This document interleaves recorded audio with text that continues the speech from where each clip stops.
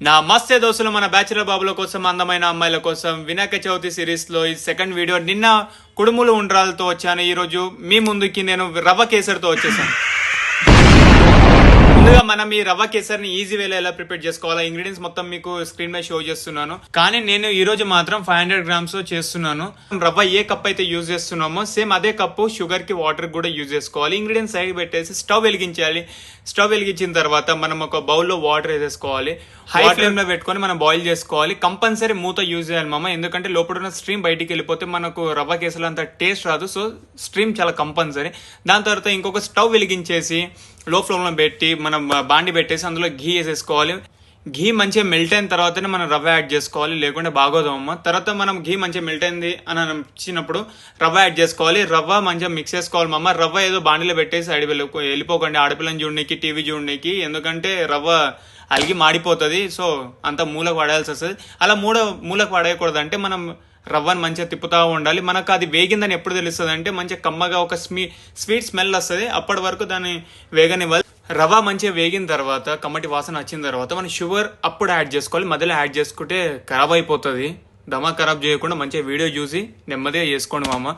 So దాని తర్వాత మనం యాలకుల పొడి యాడ్ చేసుకోవాలి. యాలకుల పొడి మన స్వీట్నెస్కి చాలా కీ రోల్ ప్లే చేస్తుంది. నేను అందుకే మా అమ్మ యాలకుల పొడి యాడ్ చేశాను. యాడ్ చేసిన తర్వాత మంచిగా మిక్స్ చేసుకోవాలి. ఈ గ్యాప్లో మనం ఒకసారి వాటర్ చూసుకోవాలి. మూత తీసిన తర్వాత లోపల డాన్ చేసినట్టు మనకు కనిపిస్తే డాన్ స్టవ్ కట్టేసి మంచిగా కాగిన తర్వాత మనం ఈ రవ్వలో వేసేసుకోవాలి. ఎక్కువ క్వాంటిటీ ఉంటే వేరే వాళ్ళు హెల్ప్ తీసుకోండి, ఎందుకంటే చేయగలిగితే బాగోదు కదా మా అమ్మ. సో నాకు కాలింది, అందుకే ఎక్స్పీరియన్స్ బట్టి నేను చెప్తున్నాను. ఇంకొక వాళ్ళ హెల్ప్ తీసుకొని కలుపుతూ ఉండాలి. మధ్యలో మీరు ఆపారనుకో మీరు పడిన కష్టం మొత్తం సత్యనాశ అయిపోతుంది. అట్లా సత్యనాశ అవ్వకూడదు అంటే మనం కలుపుతూ ఉండాలి, ఎందుకంటే ఉండలు కడితే ఇంత పట్టి చెప్తున్నా అంటే దాని వెనకాల చాలా అర్థం ఉంటుంది. సో ఉండలు కడితే బాగోదు. సో అదంతా వాటర్ వేసిన తర్వాత మంచిగా కలుపుకోవాలి. కలుపుకున్న తర్వాత ఇక్కడ కుంకుమ పువ్వు యాడ్ చేస్తున్నాను నేను. న్యాచురల్ కలర్ ఇది. బయట అడ్డమైన కలర్స్ దొరుకుతాయి, హెల్త్ ఖరాబ్ అవుతుంది. ఎంత ఖరాబ్ అవుతుంది అంటే మామ అసలు మూలకు పడిపోతాం, క్యాన్సర్ వచ్చి వస్తుంది. సో చెప్పేది వినండి, అసలు ఫుడ్ కలర్ అంతా అవాయిడ్ చేయండి. మంచూరియా అది ఇదని దిక్కుమాలను తినకండి. మీకు అంతగా తినాలనిపిస్తే యూట్యూబ్ ఛానల్ చూసి నేర్చుకొని చేసుకోండి, అక్కడ కూడా కలర్స్ చూపిస్తారు. సో కలర్ వేయకుండా మంచిగా హెల్త్ ఫుడ్ తిని నా ఆడియన్స్ అందరు బాగుండాలి మామ. మీరు బాగుంటేనే నేను బాగుంటా కదా, మీ వల్లనే కొద్ది రోజుల్లో నా ఛానల్ తొందరగా గ్రో అయింది. ఈ గ్యాప్లో మంచిగా బుడుక్ అంటది మన రవ్వ. సో బుడుక్ అన్న తర్వాత వాటర్ మొత్తం ఎగిరిపోయాయి అని మనకు అనిపించిన తర్వాత అప్పుడు మూత వేసేసి స్టవ్ కట్టేయాలి. మధ్యలో అస్సలు ఎక్కడ మూత వేయకూడదు, ఖరాబ్ అయిపోతుంది మా. పదే చెప్తున్నా, మీరు మంచిగా తినాలనే కదా నేను ఇంత ఆశపడి కష్టపడి చేస్తున్నా. తర్వాత ఇంకొక స్టవ్ వెలిగించేసి మనం బౌల్ పెట్టేసి అందులో నెయ్యి వేసుకోవాలి మామ.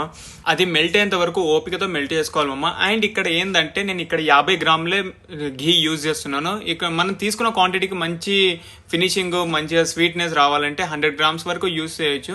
కాకపోతే నేను కొంచెం డైట్లో ఉన్న మీకోసం మంచి వీడియోస్ తీయాలని హిమాలయాస్కి వెళ్ళిపోతున్నా. సో అక్కడ నుంచి మీకు అప్లోడ్ చేపిస్తాను. సో నేను డైట్లో ఉన్నా కాబట్టి నేను 50 grams యూజ్ చేస్తున్నా. మీరు 100 grams కూడా యూజ్ చేసుకోవచ్చు. అలా ఈ జీడిపప్పును కూడా నెయ్యిని ఎంతో ఓపికతో యూజ్ చేసుకున్నాం. దానికంటే 100 times ఓపికతో దీన్ని వేగించుకోవాలి, ఎందుకంటే జీడిపప్పు వేగనికి కొంచెం టైం పడుతుంది. అది మంచిగా వేగి మంచి కలర్కి వచ్చిన తర్వాత అప్పుడు కిస్మిస్ యాడ్ చేసుకోవాలి. జీడిపప్పుతో కిస్మిస్ వేసుకుంటే కిస్మిస్ మాడి మసైపోతుంది. అది ఏదైతే గిన్నె ఉందో ఆ గిన్నె కలర్లో కలిసిపోతుంది, ఎందుకంటే జీడిపప్పు వేగనికి టైం పడుతుంది, ఇది వేగనికి టైం పడదు. సో మంచిగా వేగిన తర్వాత అప్పుడు మూత తీసేసుకొని మనం ఏదైతే ప్రిపేర్ చేసుకున్నాం ముందుగా రవ్వ కేసరిలో, అప్పుడు మనం మంచిగా వేగించుకున్న జీడిపప్పుని ఇందులో వేసేసి మొత్తం మంచిగా మిక్స్ అయ్యేటట్టు కలుపుకోవాలి మామ. అండ్ మధ్యలో స్టవ్ అలాంటివి వెలిగించకండి, అది అసలు బాగోదు, గలీజ్ అయిపోతుంది, ఉడికి చచ్చిపోతుంది అది. సో దాన్ని బతకనివ్వండి కొంచెం. సో స్టవ్ వెలిగించకుండానే మంచిగా కలుపుకోవాలి. కలుపుకున్న తర్వాత మనము అది ఒకసారి స్పూన్ నుంచి చూసుకోవాలి మామ, అది మంచిగా సాగుతుంది అండ్ విడిపోవట్లేదు అంటే దాని అర్థం ఇంకా నెయ్యి అవసరం పడుతుందని. నెయ్యి యాడ్ చేసుకోవాలి మామ. ఇక్కడ కూడా మీకు ఎంత అవసరమైతే అంతే తీసుకోవచ్చు. కొందరు ఎక్కువ తింటారు, కొందరు తక్కువ తింటారు కదా. సో మీరు ఎంత తింటారో నాకు తెలియదు, నేనైతే ఒక 3 spoons వేసుకుంటున్నా. అలా నెయ్యి వేసుకున్న తర్వాత మనం అంతా ఒకసారి కలుపుకోవాలి, మంచిగా నీట్గా కలుపుకొని మళ్ళీ ఒకసారి చెక్ చేసుకోవాలి మామ. సేమ్ అలానే వస్తే సేమ్ అదే ప్రాసెస్, కొంచెం నెయ్యి యాడ్ చేసుకోవాలి. నేను ఒకసారి వేసుకున్నా, నాకు ఇక్కడ సెట్ అయిపోయింది మామ. సో నేను ఏదైతే ఘీ యాడ్ చేసుకున్నానో అది మంచిగా మిక్స్ చేసుకున్నాను. మిక్స్ చేసుకున్న తర్వాత మళ్ళీ మీకు చూపిస్తున్నాను చూడండి. ఇలా స్పూన్ నుంచి సపరేట్ అవ్వాలి మామ. మీకు అలా అవ్వకపోతే మళ్ళీ కొంచెం ఘీ యాడ్ చేసుకోవచ్చు, ఏం పర్లేదు. అండ్ తర్వాత స్పూన్ నుంచే కాదు కప్పుతో కూడా చూసుకోవచ్చు. మన కప్పు నుంచి కూడా మంచిగా సపరేట్ అయిపోతే ఇంకా అది పర్ఫెక్ట్ ఫినిషింగ్ మామ. అది పర్టికులర్ అని కాదు, తక్కువ నెయ్యి ఉన్న తినొచ్చు, అది టేస్ట్ ఏం చేంజ్ కాదు. కాకపోతే మీరు నా ప్రేక్షక దేవుళ్ళు కదా, మీకు పర్ఫెక్ట్గా చూపించాలనే కదా నేను ట్రై చేస్తాను. సో పర్ఫెక్ట్ కేసరికి ఫినిషింగ్ అనేది మీకు తెలుస్తేనే కదా మీరు నెక్స్ట్ టైం ప్రిపేర్ చేసుకోగలరు. అందుకే నేను మీకు చూపిస్తున్నాను. అండ్ మీరు ఇంట్లో ప్రిపేర్ చేసుకొని మీ ఫ్యామిలీ ఫ్రెండ్స్కి చుట్టాలందరికీ తినిపించేయండి. అండ్ వినాయక చవితి మంచిగా జరుపుకోవాలని మనస్ఫూర్తిగా కోరుకుంటూ నేను మీ మహేష్. Thanks for watching.